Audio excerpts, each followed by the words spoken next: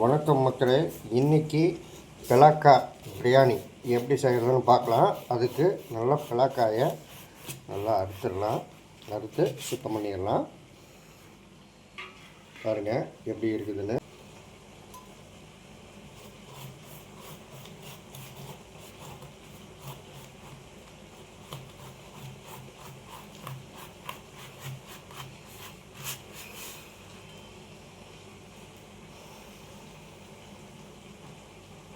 கையிலையும் கத்திலையும் ஒட்டாமல் இருக்கும். இப்போது இந்த ஓரம்பரமெல்லாம் நல்லா அறுத்துடலாம்.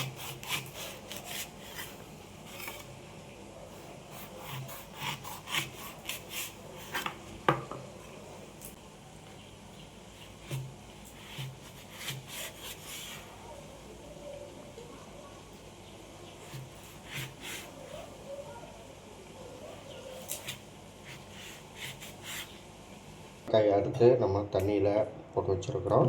இதை இன்னொரு கப்புக்கு மாற்றிக்கலாம்.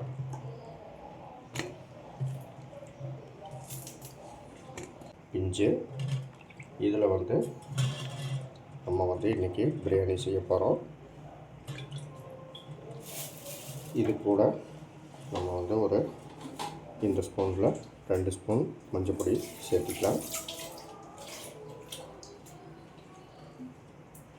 இதை நல்லா பரட்டி வச்சிடலாம்.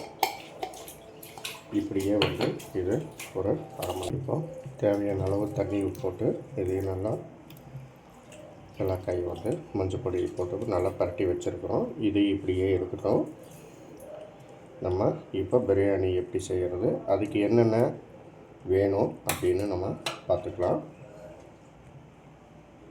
இப்போது நம்ம பலாக்கா பிரியாணி செய்கிறதுக்கு குக்கரில் தான் செய்ய போகிறோம். அதனால் குக்கரை ஸ்டவ்வில் வச்சு ஹீட் பண்ணிகிட்ருக்குறோம். இப்போது நம்ம ஒரு 4 தேக்கரண்டி சுத்தமான கடலெண்ணெய் சேர்த்திக்கலாம்.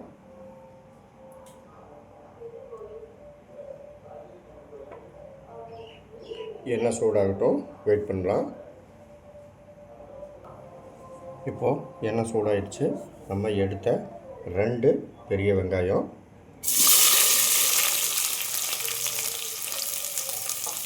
இதைய நல்லா வதக்கிக்கலாம்.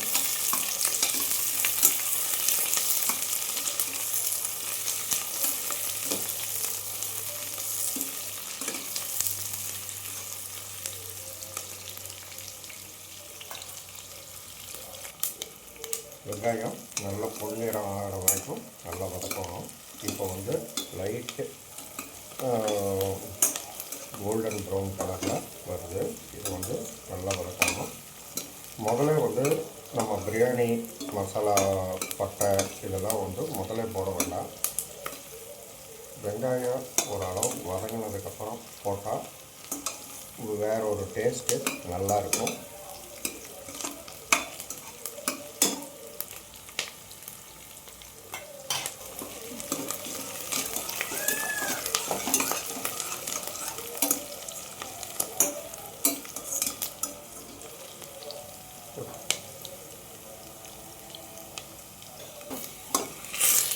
பாருங்கள், வெங்காயம் நல்லா ப்ரௌனிஷ் ஸ்டேஜுக்கு மாறிடுச்சு. இப்போ பட்டை வகைகளை இதோட சேர்த்திக்கலாம்.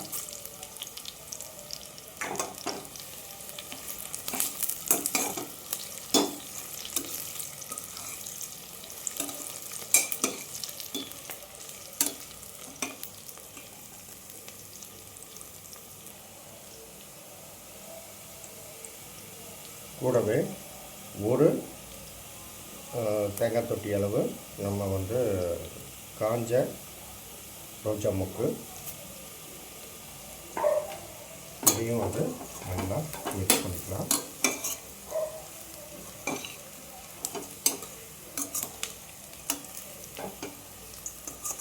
பன்னீர் ரோஜா போட்டிங்கன்னா தான் நல்ல டேஸ்ட் நல்லா தூக்கி கொடுக்கும் பிரியாணி. இப்போது 2 பெரிய தக்காளி 2 நறுக்குனது இதை சேர்த்திக்கலாம்.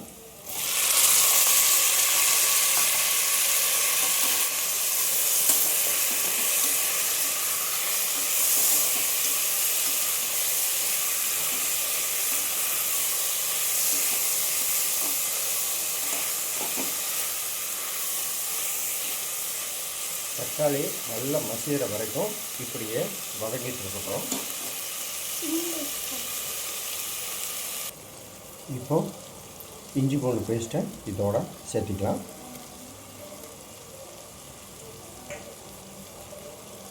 கூடவே 2 ஸ்பூன் காஷ்மீரி மிளகாய்த்தூள்,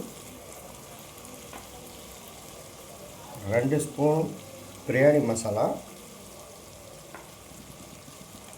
1 ஸ்பூன் கரம் மசாலா, 1.5 ஸ்பூன் சீரகத்தூள், 2 ஸ்பூன் மஞ்சத்தூள், 6 பச்சை மிளகா. இதையே நல்லா மிக்ஸ் பண்ணி அப்படியே நல்லா ஃப்ரை பண்ணிக்கலாம். இப்படியே பச்சை வாசம் போகிற வரைக்கும் நல்லா வதக்கிக்கலாம்.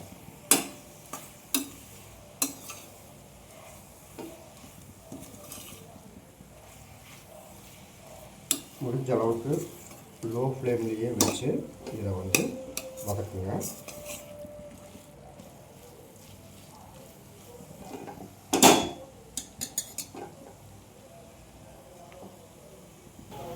இப்போது நம்ம எடுத்து வச்சிருக்கிற கொத்தமல்லி தழை ஒரு கட்டு சேர்த்துக்கலாம்.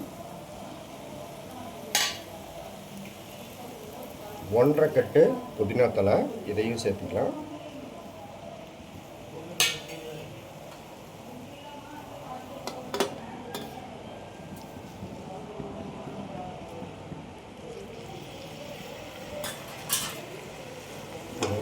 நல்லா மிக்ஸ் பண்ணிடலாம்.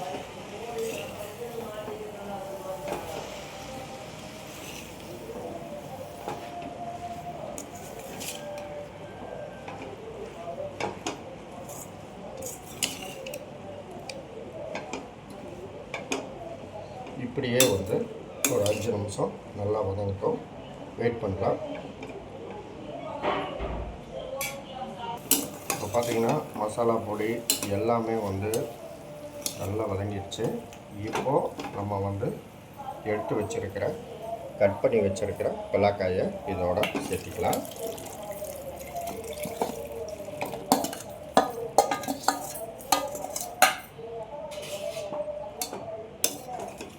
இதை நல்லா இதோட மிக்ஸ் பண்ணி விட்டுடலாம்.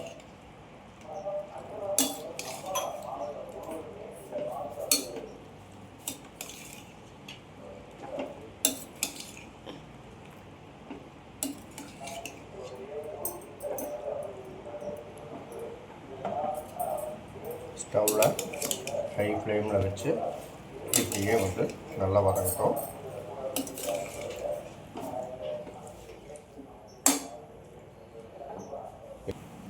தேவையான அளவு கல்லுப்பு சேர்த்துக்கலாம்.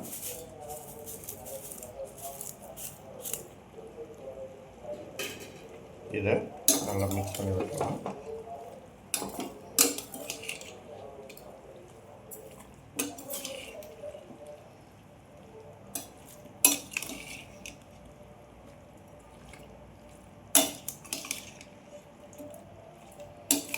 இப்படியே ஒரு 2 நிமிஷத்துலேருந்து ஒரு 5 நிமிஷம் நல்லா பாயில் ஆகட்டும். வெயிட் பண்ணலாம். இப்போது இதுக்கு நம்ம 2 டம்ளர் அரிசி 4 டம்ளர் தண்ணி சேர்த்திக்கலாம்.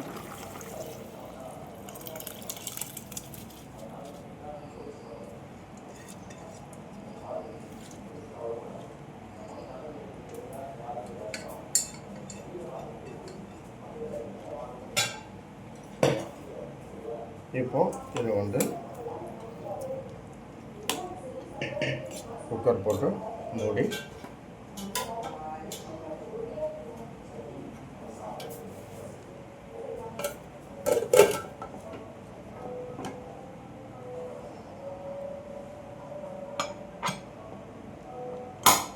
ஒரு 2 விசில் விட்டு இறக்கிடலாம்.